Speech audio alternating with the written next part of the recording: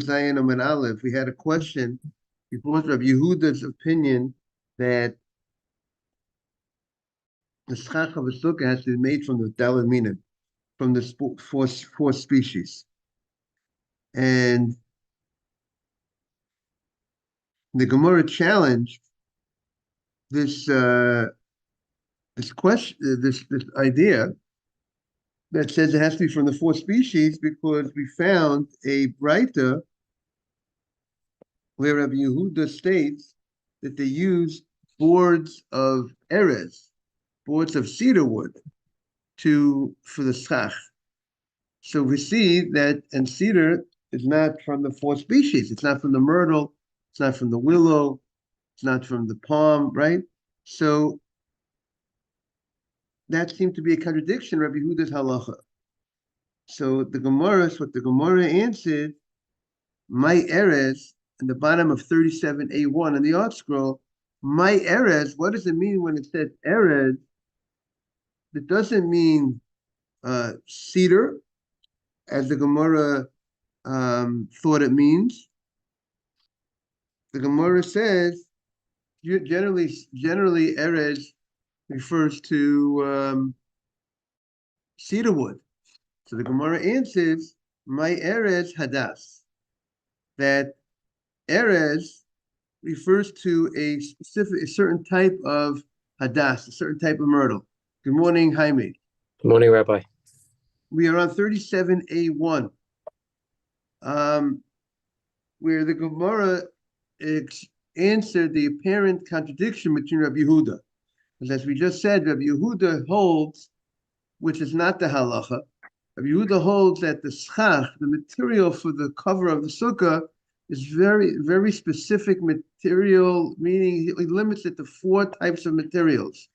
Only materials are similar materials that you use for the lulav, the etrog, the hadassim, and the aravot. That type of material, you could take myrtle leaves to use it for yischach, willow branches for yischach, palm branches for yischach. You can't use bamboo, can't use cedar branches. You can't use other type of branches from other trees. He's very specific in his opinion of what is allowed to be used for the materials, what type of branches you could use, only from those four species. And the Gemara questioned that because we found a Braita that stated you could use erez. Now, erez generally refers to cedar. Cedar trees are not part of the four species that are used for the lulav. They're not myrtle, they're not willow. And that was the Gemara's question. On it seems to be a contradiction in Rabbi Yehuda's statement.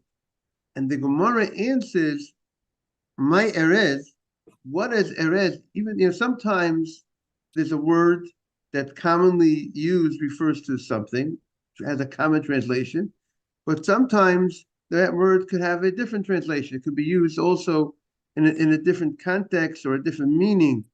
And the Gemara is saying, my erez, in that Braita, when Rabbi Yehuda says you could use something made from erez, it's not referring to the normal translation. The common translation of erez is cedar, rather hadas.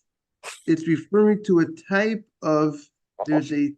species of hadassim, of myrtle, that are referred to as erez. By the way, there's the name erez. Erez is a name, by the way. You have the name erez. And the reason was probably why he got the name erez, because cedar trees are from the very strong trees. And I presume they call them erez because sign of strength. So hadas, the Gemara answers, my erez, 37a1 at the bottom, hadas. Kid the Rabbi Bar Huna. Like Rabbi Bar Huna. Amar Rabbi Bar Huna. Rabbi Bar Huna says, Amri Bei Rav. They said in the yeshiva of Rav that Asara Mine Arozim. There are 10 different types of erez. There are 10 different type of trees that are referred to as erez. You could list them under the category of erez, and the pasuk, and he brings the pasuk, Eten b'shenema etain b'mitva erez shita v'hadas. And the pasuk talks about that there's gonna be a place in the desert, erez, shita, hadas, and these are all different types of erez. And one of the things that it lists as part of the family of there's a broad family of erez. There's maybe and one of the things that are referred to as erez is referred to hadas. Hadas is referred to as the family of erez. And since hadas is referred to as the family of erez, so when that writer says that you could use erez for your schach, it's referring to the hadas. The hadas is also referred to as an erez, the myrtle tree. So there, and I presume maybe there's certain qualities of a myrtle tree that it earns the title of erez, even though it's not cedar, but it has that certain types of quality that we could call it in the family of the erez family. So therefore, there is no contradiction in Rabbi Yehuda. Rabbi Yehuda holds that the schach has to be from the 4 species. They're very limited in the materials that you could use for schach, and but that is not the halacha, as we all know. Okay, now the Gemara continues to explain the Mishnah. Rameya Omer. Rameya says, Afilu b'mishicha. Rameya says that you could even, remember we had a question, what could you tie the lulav? The lulav, we have the hadasim and the aravot. And we had a major discussion, is there an obligation to tie the hadasim and the aravot to the lulav or not? Or is it just something to beautify? Is it something you're not really required to do, but it's a way of beautifying it? It's no biblical obligation, but one of the ways you beautify a mitzvah, and there's a special mitzvah to beautify mitzvot. So that's the common, that's the halacha. There's technically the responsibility, there's no biblical responsibility to tie the hadasim and the aravot. You want to take the lulav, the etrog, hadasim and aravot without being tied together, you're fine. But this became the rabbis, I would call it the rabbis, rabbinically, they said this is the way to beautify the lulav is by adorning it, by wrapping, by connecting and tying the hadasim and the aravot to the lulav. Now, if you understand that you have to tie the lulav, according to the opinion of Rabbi Yehuda, that you must tie the hadasim and the aravot to the lulav, he's under the impression this is a biblical commandment. Part of the responsibility is to tie the hadasim and the aravot to the lulav. So the ramification of that law, because you hold of step 1, then step 2 follows. Step 2 says you can't tie it with some other substance. If you have to tie it, this is part of the mitzvah to tie it, then you can't tie it with a gold fiber. You have to only tie it with something of its own kind. You have to tie it with, let's say, like the way we happen to actually tie it. We use the lulav palm leaf to go ahead and tie it, or you could use a myrtle leaf to tie it, but you cannot tie it, according to Rabbi Yehuda, with some other species, because it's like you're adding to the mitzvah. You're adding some other foreign substance. However, Rameya says you could use even a chut b'mishicha. You could even use a linen string to tie the hadasim and the aravot to the lulav. So that was the point in the Gemara. And then the Mishnah, now the Braita is going to bring something very similar to the Mishnah. Comes the Braita, Amar Tanya, we learned in the Braita, Amar Rameya. Rameya says, listen, I hold you could tie it with anything. You could tie it with gold. You could tie the hadasim and aravot with gold. It's no problem. Why? Because Maisa b'Akirei Yerushalayim. There was a Maisa with the wealthy people of Jerusalem. And what happened with the Shahayu Odin es Uvehem, they tied their lulav b'gimoniot shel zahav. They went ahead and they used fiber made from gold, like a golden ribbon, so to speak, a real golden ribbon. Shehoyu ogdinas, and they tied their lulav, they had dasim in their ravot. They didn't use a little palm leaf, a leaf from the lulav. What did they use? They used a golden string. And so what do we see? Now, so we see that they held, you don't have to use a from the lulav itself, from the hadassim or the aravot. You have a broad ability to use any material you want. You could tie it with. So that's the and you know what? The rabbis didn't say anything. If these distinguished people were making a mistake, they wanted to honor the mitzvah, but they were doing something wrong by tying with some other foreign substance. So then the rabbis, good morning, should have said something. The rabbis would have said something. They would not. These distinguished people would not have done it and either they would have been learned about it, or even if they wouldn't have been learned, the rabbis would have said something. The rabbis were quiet. It was 100% permitted to go ahead and tie it with some other material. So therefore, we see from there that you're allowed to tie it with some other material. So Amru Lo, so the rabbi said to Reb Meir, and they said, you want to bring a proof from there, even though the halacha follows Reb Meir, but they told him you can't bring a proof. That's not a proof. Why? Misham Raya. From there, it's a proof. Really, those distinguished people, those wealthy people, bimino hayu ogdino tov milamata. They really, on the bottom of the lulav, where you have the hadasim and that ravot, the bottom of that ravot and hadasim next to the lulav, they actually had it was tied from the species, from let's say a palm leaf or a myrtle leaf. They actually tied on the bottom. Just an additional adornment that they had was they had this golden string that the people of means wanted to beautify the mitzvah. So what did they do? In the Hidu mitzvah, to beautify the mitzvah, they actually tied, in addition to the string or the tie that was done from the lulav tie, the lulav string, the lulav leaf that tied it on the bottom, they went ahead and they tied it with a golden thing in addition. But no, don't prove to me from over there that you're allowed to tie it with a foreign substance. No, they tied it with the actual item from the four species, from the lulav leaf, except that was not done for tying purposes, because really maybe you cannot tie it with some foreign species. What was that done? That was just done to adorn, to beautify the lulav and the estrog, and so therefore there's no proof from that story. You got to know what the case of the story is. It's the fact that they put the golden thing, but there was some other tie on the bottom.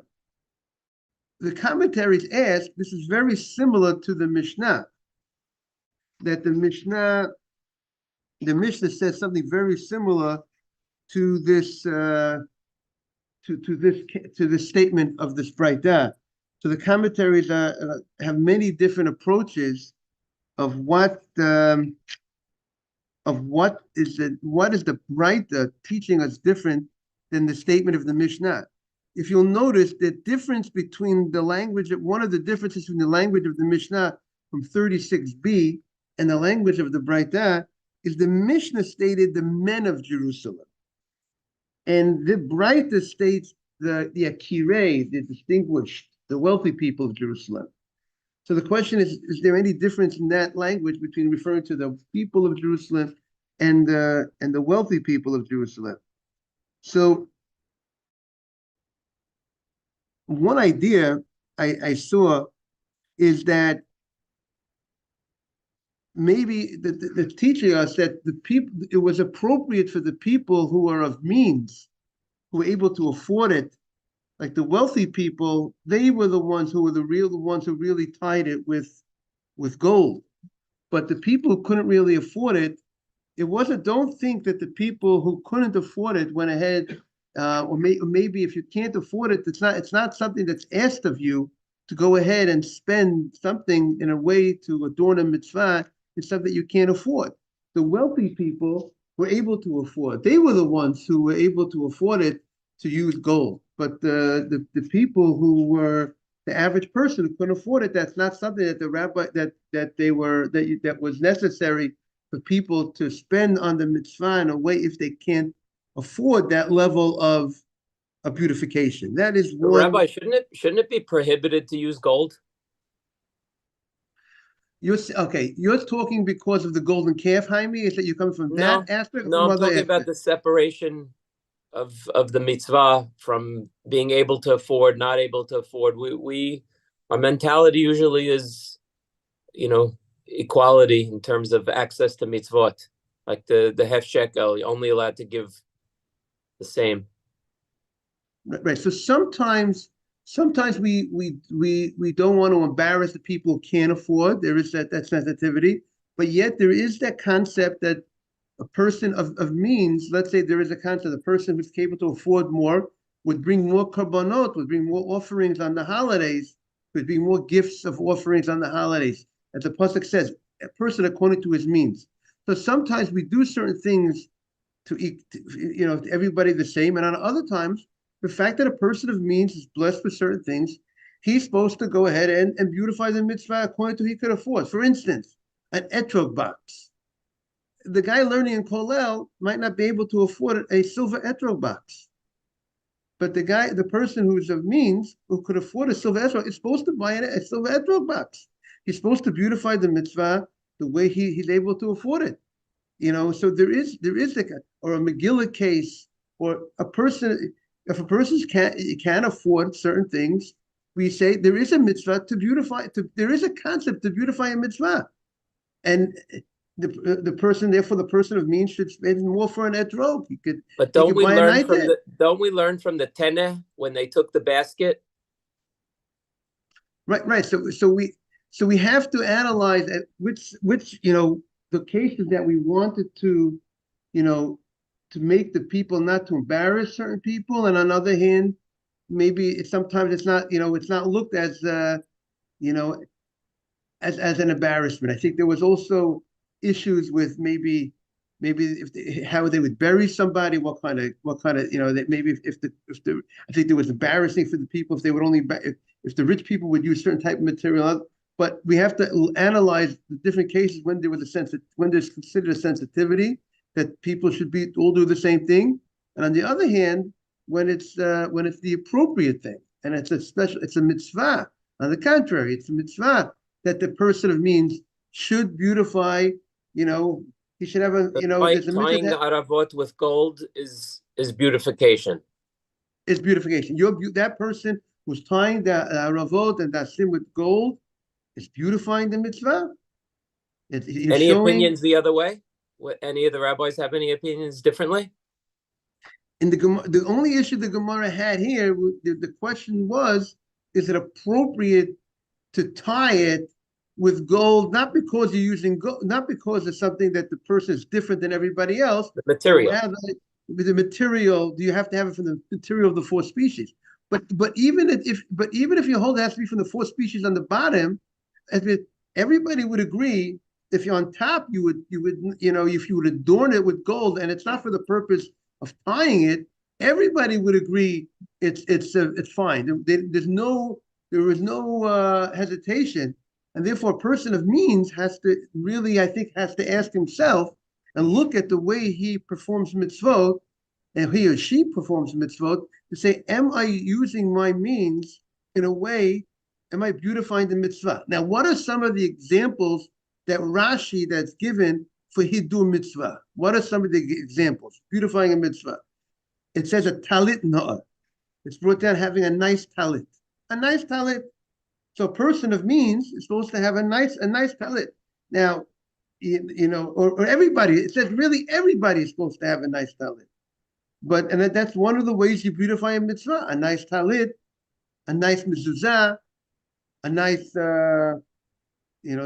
maybe I presume a nice Sefer Torah. We have to see certain examples that are called, but we know in practice when we know that is brought down. We know about a etrog box is brought down. What I recall, and a Megillah case is brought down, we find certain things. A guy of means walks into the shul with an etro box, a paper etro box that they sell, and that the etro comes with. It's really he should do better than that. He should be beautifying the mitzvah. It doesn't mean that he has to. We don't see, Jaime, that it went to the point that people are walking in with gold etro boxes. I'm saying, maybe, the question is there a point that it's overdone? Is it a point that maybe it's just too much? There might be that point that maybe what maybe we could think about, that maybe it's overdone, but it shouldn't. But I think there's a point that it shouldn't be underdone. And this was normal. How do you like that? What do you think about we have many examples where the Torah is sensitive to equalizing between have and have nots. I think that the basket that's brought to the Kohen is a great example of that, isn't it? Yes, but I want to look more into that case to really, in Bikurim, to analyze, what the issue of, was there was there because people were very embarrassed? We have to know. From what I understand, the Kohen takes the basket of the needy, right? Right. Right. Takes the basket of everybody who would bring the Bikurim. So I want to look more into that case of the Bikurim case. But remember, Jaime, there is another pasuk in the Torah that says, "Ish kematnat yodo." On the holidays, it says a person according to his abilities, he goes ahead and he gives. He brings for the korbanot. We also find there's not equal. We find certain korbanot based on what you can afford. We find certain korbanot that the poor person will bring flour, and the wealthier person will bring an animal. So we find, it's not across this board, this concept that everybody, this equality idea that everybody, the mitzvahs performed equally by everybody. It does not go. There are, we find that the Torah itself, in order to beautify the mitzvah, they want to beautify the mitzvah, right?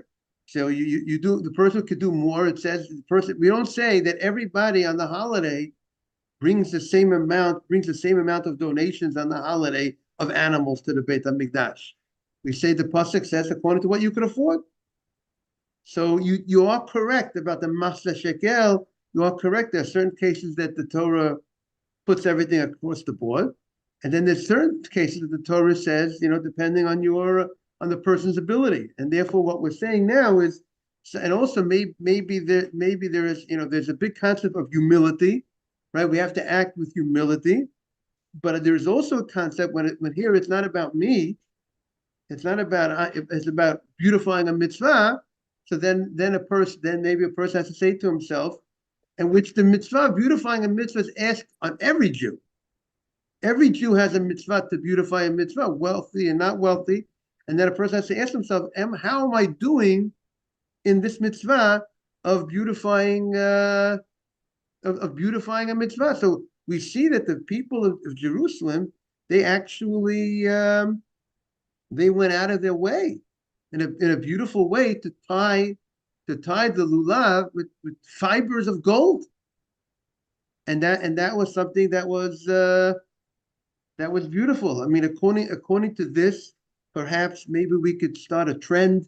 We could have a nice lulav casing, something. There are not, people do carry. There's different things you carry a lulav in, right? Some people carry a lulav in the regular plastic.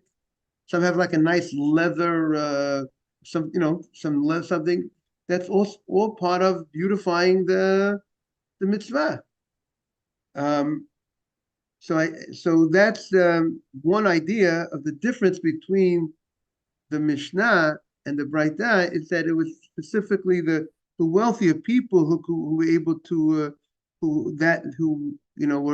did that type of thing. Okay, now also there's another very nice approach You know, okay, we'll continue in the Gemara. So let's Species go against halacha, not putting gold ribbons around.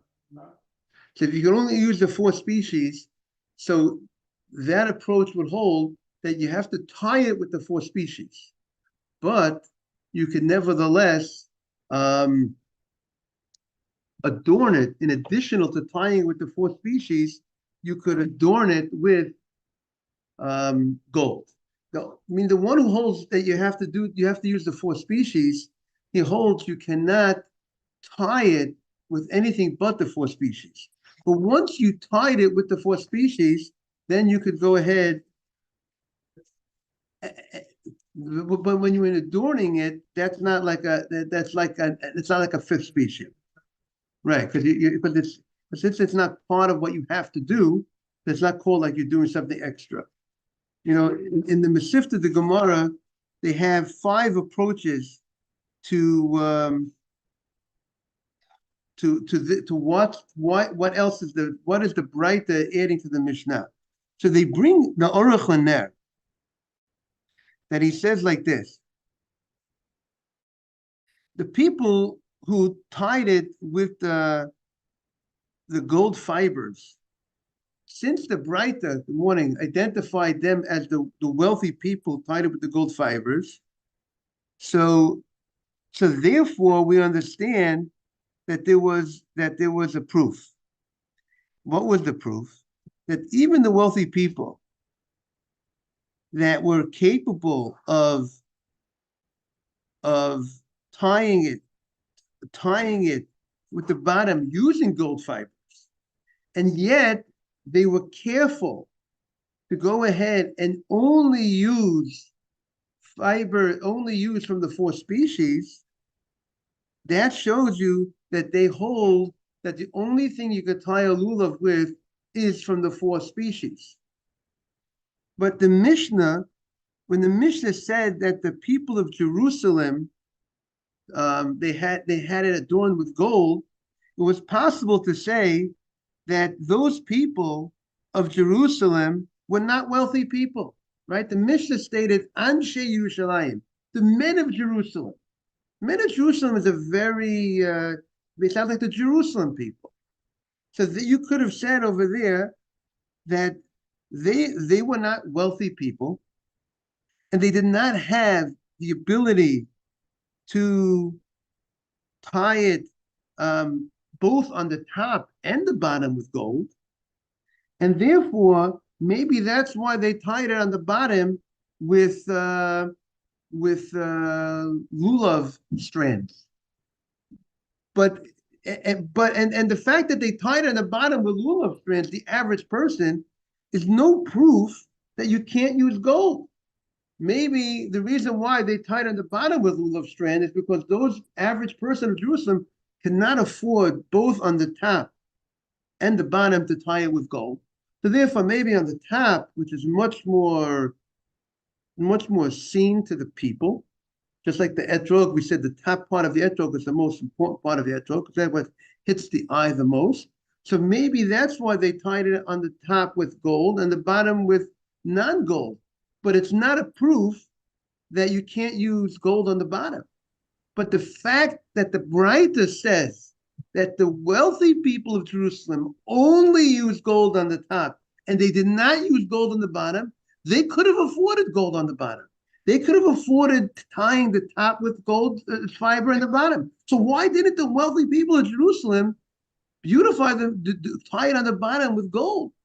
So therefore, that's what the Gemara wants to say. It's a proof that they hold you cannot tie it on the bottom with gold, because that's a foreign substance.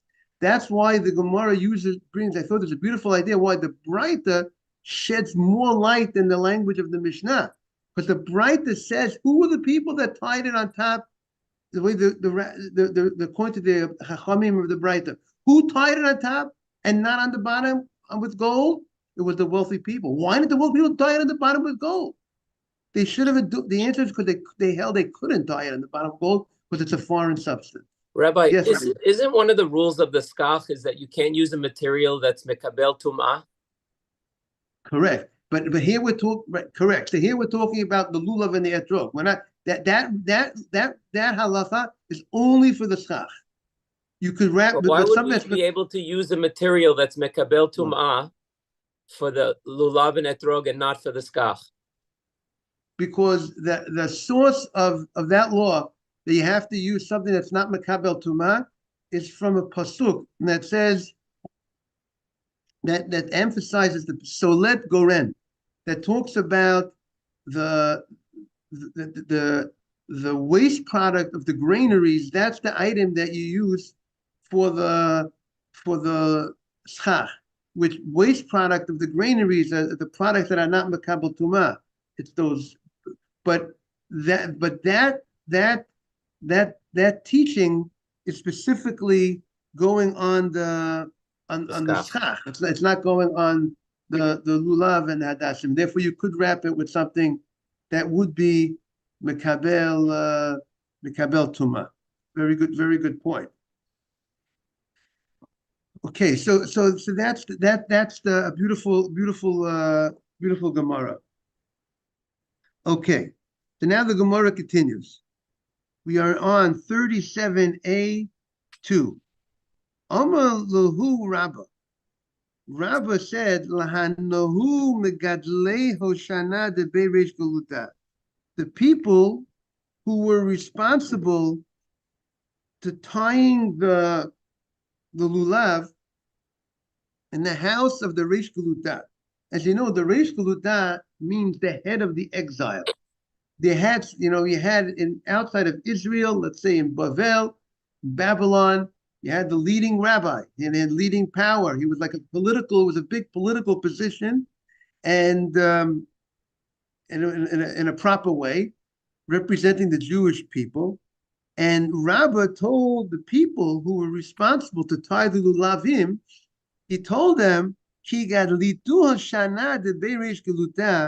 when you bind the lulav in the house of the Reish Galuta, Shari Beit Yad, leave the bottom, leave a handle, meaning let the bottom, where you hold the etrog, where you hold the lulav, don't tie it, don't tie the etrog, the hadassim and the rovot, leave some space that you should not have the person who's holding the lulav holding the knot that you're tying the hadassim and the ravot. Why not? Because then it will act as a interruption. So this opinion held that now we're getting into a different issue. If the Torah says I'm supposed to take the lulav and the etrog and the hadassim and the ravot, but if there's something that's going to separate between me and the lulav and the hadassim and the ravot, there's a tying, there's a knot, meaning he holds like the halacha that you don't need to tie the hadassim and the ravot to the lulav. This is something that we just do. We said we do it to beautify it. We tie it together. When things come together, sometimes they're much more beautiful when they're independent of each other. Having hadassim and a ravot and a lulav, three things separated from each other, being held together, or tying the hadas and the ravot together makes it more beautiful. It adds to the beauty. So therefore, but since it's not an integral part of the mitzvah, this is the opinion of the Chachamim, not Rabbi Yehuda, you do not need to tie it. The Torah did not mandate it.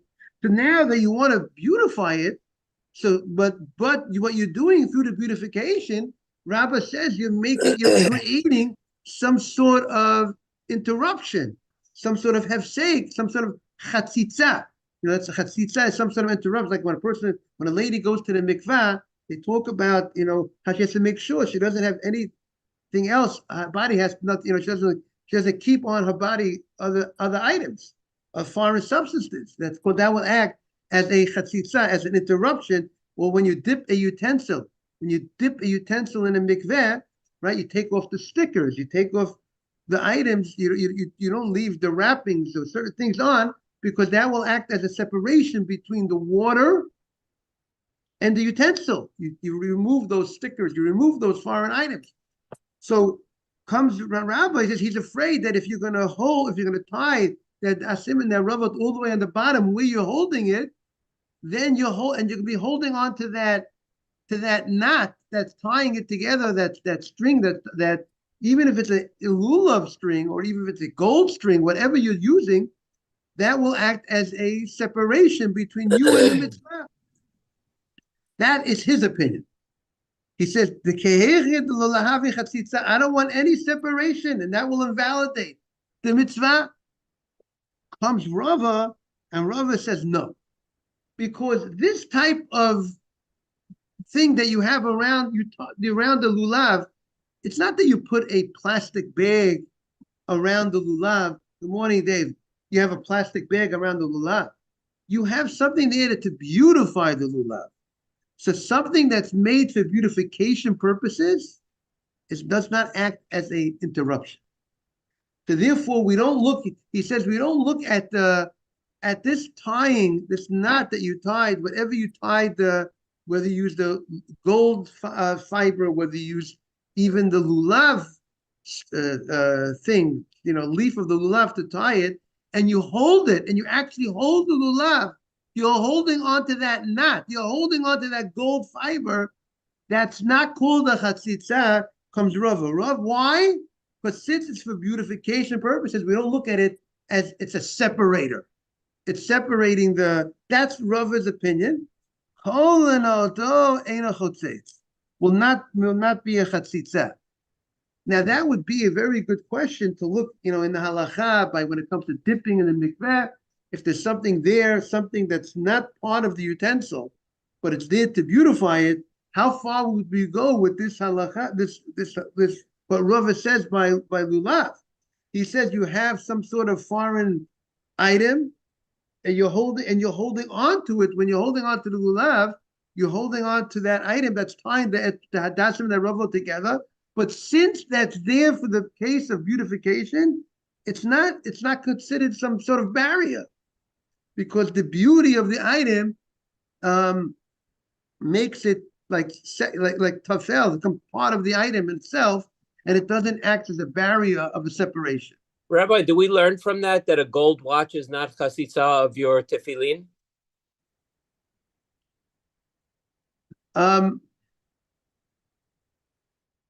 The question is, I don't know if this would be, technically people meaning where would they put, in the Kohen Gadol, he had a tzitz, he had a headband, yet the tefillin and the headband, unless we have to see, maybe the spot was a different, but maybe the headband it's not in the tefillin spot, but it could be, it's still, that might still act as, depends. The issue with the gold with a watch,